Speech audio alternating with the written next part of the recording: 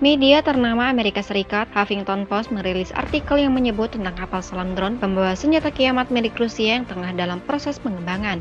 Mengutip sebuah dokumen yang seharusnya belum dirilis dari US Nuclear Posture Review, Kementerian Pertahanan AS, HuffPost menulis bahwa alutsista teranyar itu merupakan sebuah peringatan yang sengaja ditunjukkan kepada Amerika Serikat dan negara-negara barat lainnya. Dari dokumen tersebut, diketahui bahwa drone Rusia itu dikenal secara resmi dengan Ocean Multipurpose System Status 6. Kapal selam drone peluncur rudal nuklir tersebut memiliki jarak tempuh hingga maksimal 10.000 km, dapat menyelam sejauh 1 km di bawah permukaan laut, dan bisa mencapai kecepatan maksimal hingga 103 km per jam. Alutsista itu juga mampu membawa hulu ledak nuklir sebesar 100 megaton. Seperti dikutip dari BCC, alutsista itu dirancang untuk mampu menghancurkan instalasi ekonomi penting musuh di wilayah pesisir dan menyebabkan kerusakan fatal di teritori musuh, dengan menciptakan area kontaminasi radioaktif yang luas, sehingga tak lagi dapat digunakan untuk militer, ekonomi, ataupun aktivitas lainnya untuk waktu yang lama. Namun, bukan hanya OMS status 6 saja yang menjadi senjata mematikan andalan Rusia dari berbagai macam. Berikut ini contoh senjata Rusia lainnya yang diyakini mampu cetuskan kiamat di dunia. Satan II.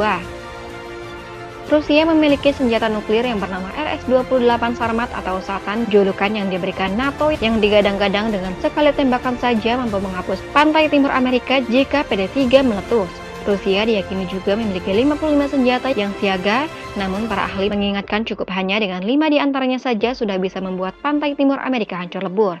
Mengerikannya lagi, senjata-senjata itu bahkan disebut-sebut mampu membuat bom atom yang dijatuhkan di Hiroshima dan Nagasaki dalam PD-2 terlihat tak ubahnya senapan mainan.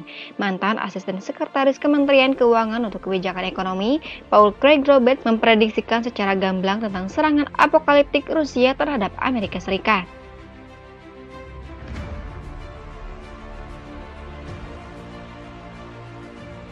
Jet tempur Sukhoi generasi kelima. Andrei Frolov, pemimpin redaksi majalah Expert for Genie, memprediksi salah satu yang akan diadakan adalah jet tempur generasi kelima Sukhoi T-50. Pemerintah tidak punya uang untuk mendapatkan 50 pesawat ini seperti yang diharapkan sebelum krisis, jadi pesanannya akan datang dalam jumlah yang lebih sedikit, kata Frolov. Selain T-50, negara juga akan mendapatkan Sukhoi Su-34 dan juga Su-30SM.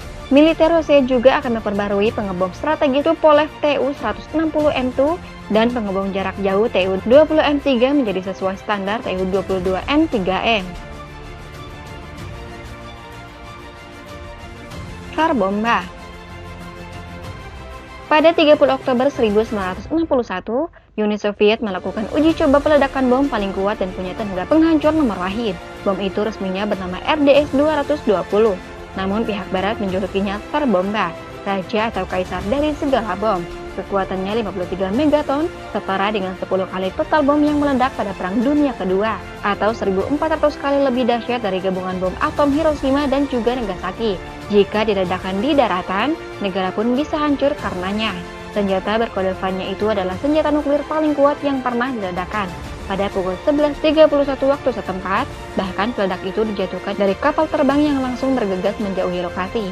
Pilotnya hanya punya 188 detik untuk lolos dari efek ledakan bom tersebut. Sesaat setelah meledak, awan jamur menggembul setinggi 64 km. Ionisasi dari ledakan menyebabkan gangguan radio komunikasi selama berjam-jam.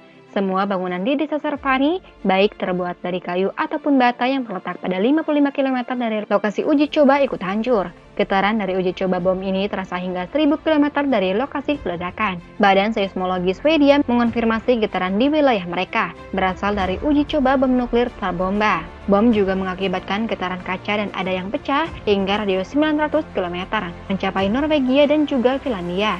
Dampak luar biasa dari Tsar Bomba hanya setengahnya dari efek maksimumnya, yang kekuatannya 100 megaton. Untung senjata itu tak sempat digunakan dalam perang.